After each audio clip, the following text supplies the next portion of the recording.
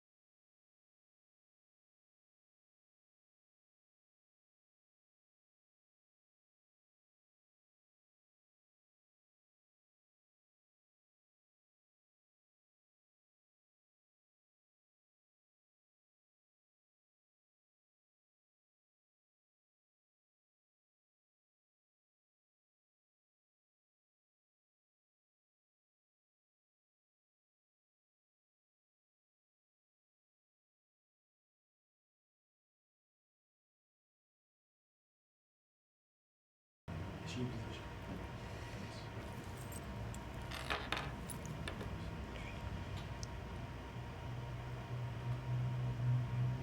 And there's a little bit of a delay, right? Yes. You were live. Good afternoon, and welcome to our, I keep forgetting, maybe our 7th week. We're into our 8th week. It's all blending together still as we settle into our new normal. I keep telling people that I'm into the rhythm, if you will, of this new normal. So anyhow, we'll get started. Our update is going to be fairly brief. It seems that what people are appreciating most is the opportunity to ask and get answers to your questions. So we'll go over this fairly quickly. I have up here, the last time we met was at the all-staff meeting last week, and so it's been a couple of times since we reported on the numbers. So I have here where we were at a couple of weeks ago. We were about 2.1 million cases worldwide and 140,000 deaths. And in the United States, about 650,000 cases and almost 31,000 deaths. And at that time, New York City, which is kind of our most impacted area, had almost 11,000 deaths. So as of this morning, we're almost at 3.25 million cases worldwide and 230,000 deaths. So we've increased significantly. And then in the United States, we're now a little over 1 million cases, 1,054,000, and 61,000 deaths, now approaching 62,000 deaths.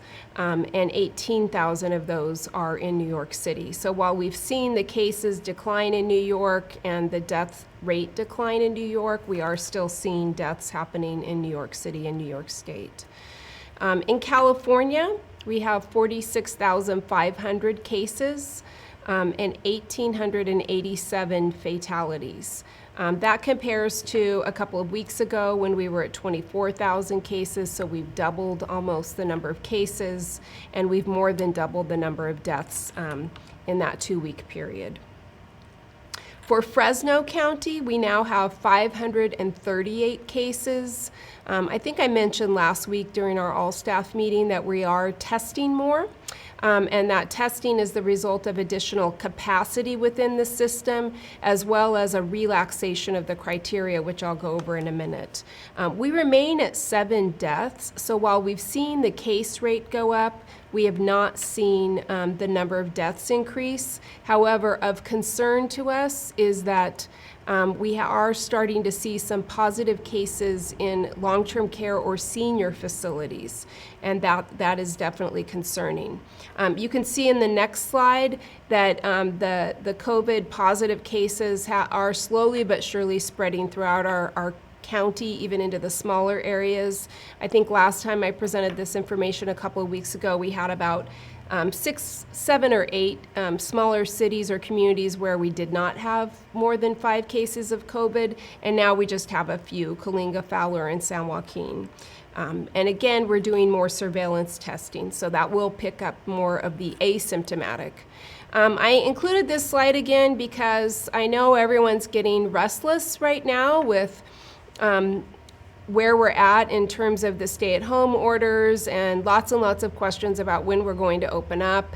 And I don't know about you, but I see lots of posts on social media that are political in nature or confrontational or controversial in nature, that we're doing too much stay at home and we don't need to be, we should open things up and relax all of these prohibitions because we haven't seen the cases that were warned in some of the models. And just a reminder again that we believe that largely we have not seen those high numbers that originally were modeled because we put these restrictions in place. Remember those models, and they said it at the time, but we seem to forget that those models were predicted on doing nothing. That meant if we had not put any restrictions in place, we could have seen really astronomical numbers of cases and deaths across the United States and the world. But we haven't seen that. because we put those restrictions in place. There's a lot of debate about how long the restrictions should last and how many of them should stay in place and whether or not Fresno should be considered the same as a denser area like San Francisco or New York. And, you know, I'm no expert at this, but I am trusting in our health experts who do believe, both at a national, state, and local level, that we need a few more things in place before we begin to lift those restrictions. And I'll go over those again in a minute.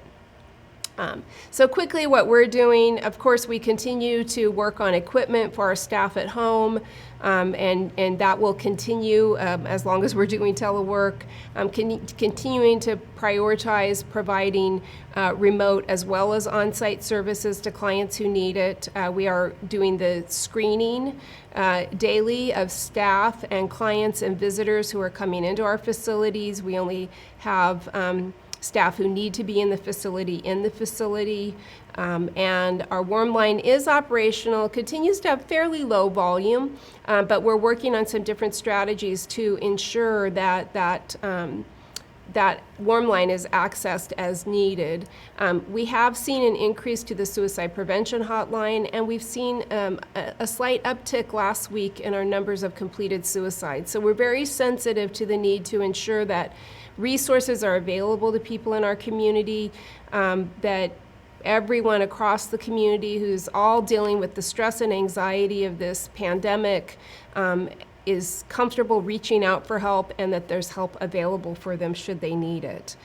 We are, as a county, beginning to consider what measures and restrictions or changes we might put into place as we contemplate a return to work under what's called new normal. So you won't hear us say return back to work under normal conditions, because right now it's a new normal. Remember, the virus is anticipated to be with us for some time until we have a vaccine. And while there's been a lot of encouraging news around accelerated processes for creating a vaccine, there's still a tremendous amount of work that needs to be done before there's a safe and readily available vaccine. So what we're doing right now as a county and within our department is considering all the different workspaces we have in different buildings and the work being done, and is it possible, for instance, in areas where we have a lot of cubicles, we're going to get public health's input on what is the proper spacing, and can we use all of the cubicles as they're designed now, or would we want to limit the use of those cubicles? And in all of our workspaces, we'll be taking that careful look at how the workplace is designed, how the workspaces are designed, and whether or not we can have people in any of their usual workspaces.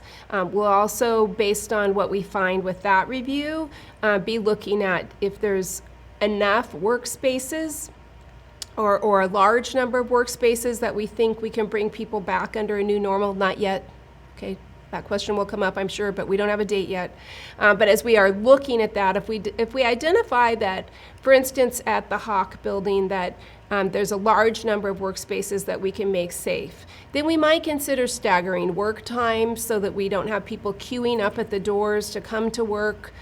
We know we don't want to create situations where people are close together for extended periods of time, so we would want to try and limit that type of entrance and egress in mass so that we didn't have that type of situation happening when you guys are arriving and leaving work. So we might stagger work times.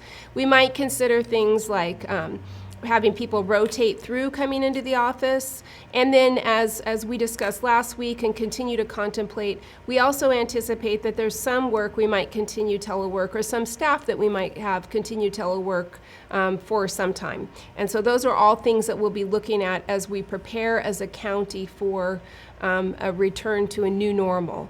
The one other piece I'll mention is we are also looking at how will we interact with the public.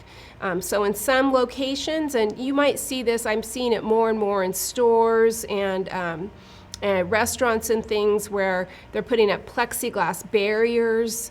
I was at Costco and they've got, you know, how they check your receipt when you're leaving, and they've got those receipt checkers have the plexiglass screens in front of them with a small opening where you can show them your receipt and such. And so we need to start thinking about that. At our Metro campus, we did put a modular unit in the parking lot next door to that building. And we put it there so that as we're doing really close work with clients, and particularly if they have any symptoms but they still need services, that we're keeping them out of the building so that other people might not be exposed to that. So those are the types of things. Some of those things will continue into the future, and we might add some additional barriers and that type of, we're putting signage on the floor to keep people from standing too close to one another. We've already started with some of that, but we might extend that. We would also be looking at things like how break rooms are used. I know I've mentioned that before. So lots of work still to be done that will be happening over the next several weeks as the other work that the county and the state needs to do in order for those orders to get relaxed occurs. So when will those restrictions lift? So this screen is very much similar to what it was a couple of weeks ago, but I've added some information about what's happening in the county.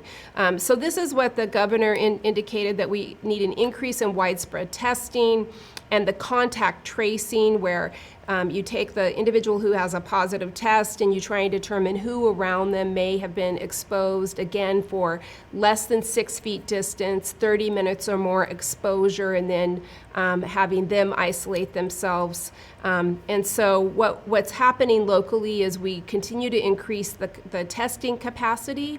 I think it's been announced now that there's a lab at Fresno State that public health is utilizing to run more tests themselves.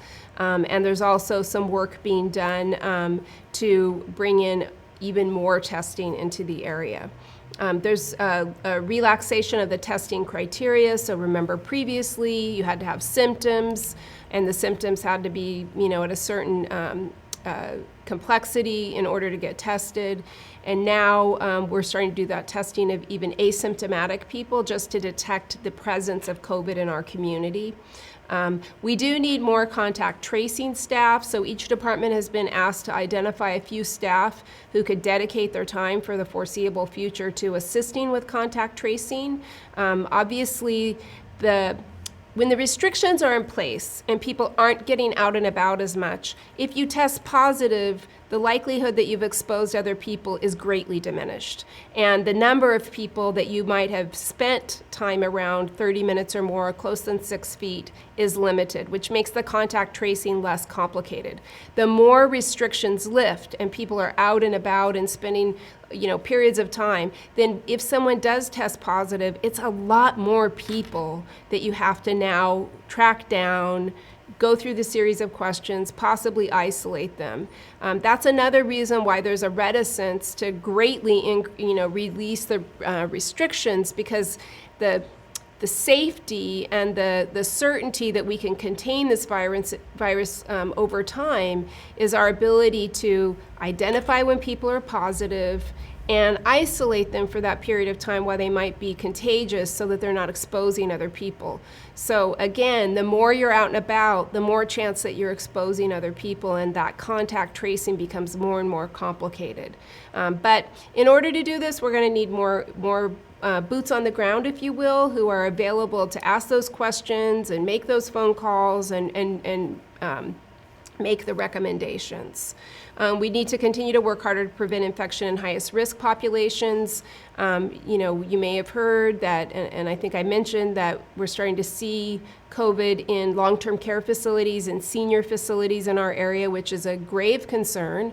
In those parts of the country and the world where COVID starts to appear in long-term care facilities where you have a senior high-risk population, we have seen a lot of mortality. And so a lot of work right now is going into making sure all of our facilities in the Fresno County area are using the proper infection control, the proper PPE, et cetera.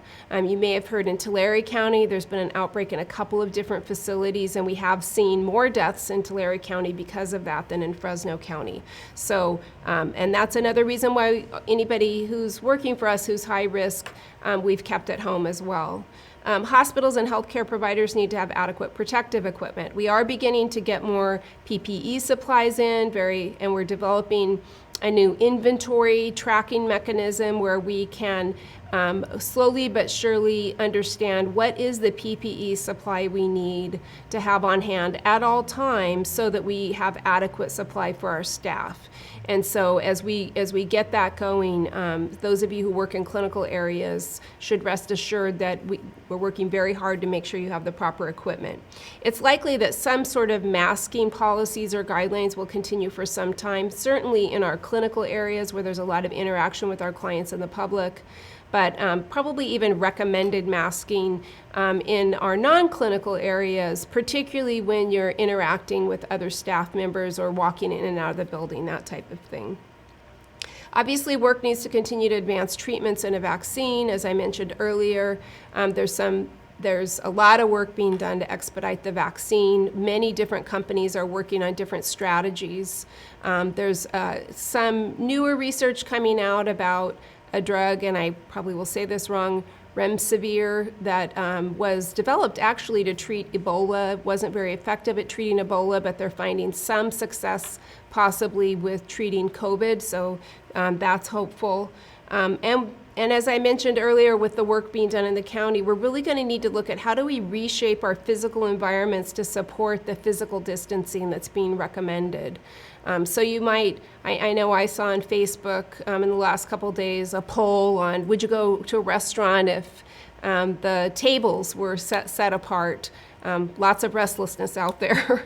And so that's where workspaces, not just in the county, but other businesses who might open up and retail businesses that you might attend outside of the ones that have been essential during this time, will have to look at those plexiglass barriers, the signage on spacing, and maybe limiting people coming into one building at a time. I know, again, when I was at Costco, they had signage up that starting May 4th, they're going to require masking of everyone who enters Costco. So those are the types of things that we would imagine happening, not just for our business, but other businesses.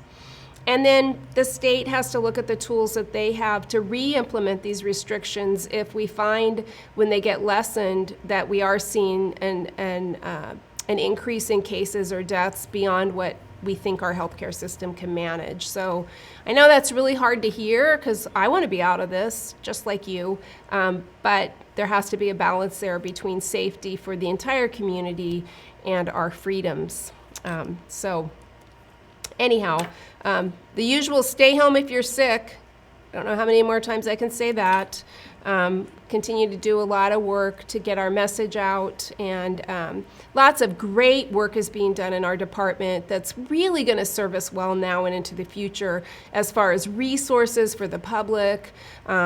We've learned so much about telehealth. We've learned so much about things we do well and things we probably could do better.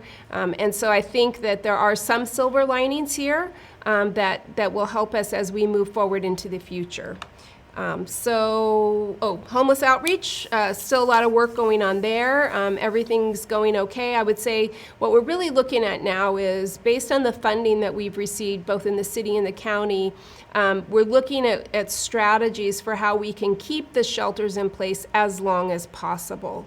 And also with that, also looking at if we can keep the shelters in place for a longer period of time, does that afford us the opportunity to help those individuals get permanently housed?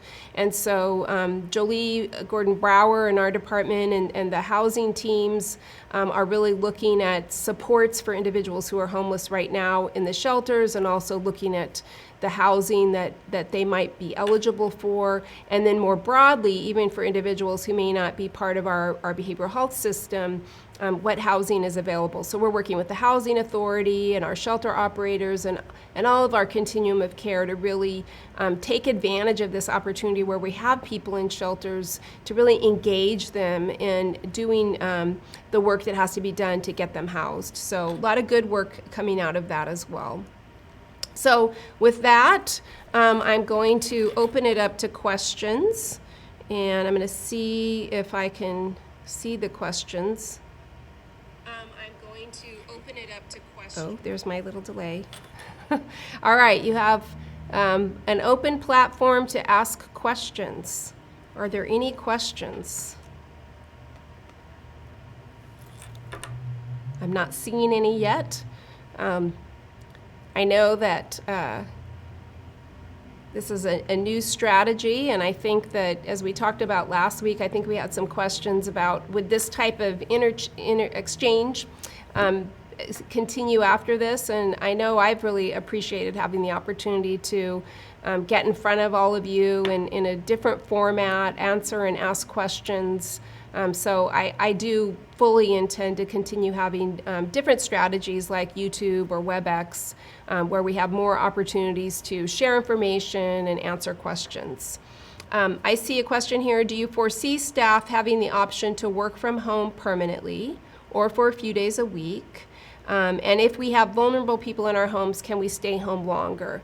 My answer to that is the first one, will there be an option to work from home permanently? That's possible. I think I mentioned at the all-staff meeting last week that part of what we'll be doing as we contemplate a return to a new normal is we'll be critically reviewing the work that has been done from home and assessing whether or not that work can be efficiently and effectively done in a telework situation. Some work is harder to be efficient and effective at, and so I do anticipate that we'll determine for some work that that's not going to be possible, but there could be some work that we feel that there isn't a decline in effectiveness or efficiency or productivity by doing it in a telework fashion. So we could make that an option, and that could be, we may choose as part of that workplace configuration to allow some people to work from home a couple days a week and come in a few days a week, just to limit the gross number of individuals in the facility at any given time. And the same with if you are a high-risk population or you have someone in your home as a high risk, we'll just look at that on a case-by-case basis in terms of what we can accommodate.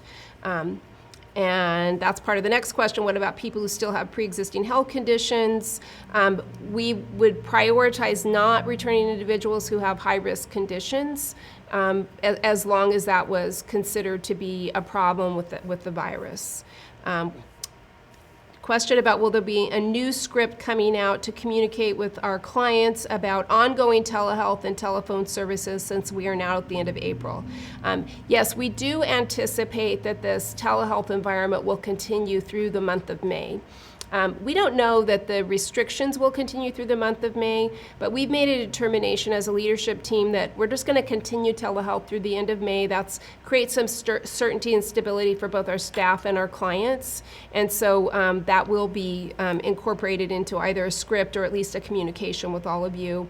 Another one says, news reports are mentioning state governments and cities are doing mass layoffs. Should we be worried about layoffs? This question is asked almost every time.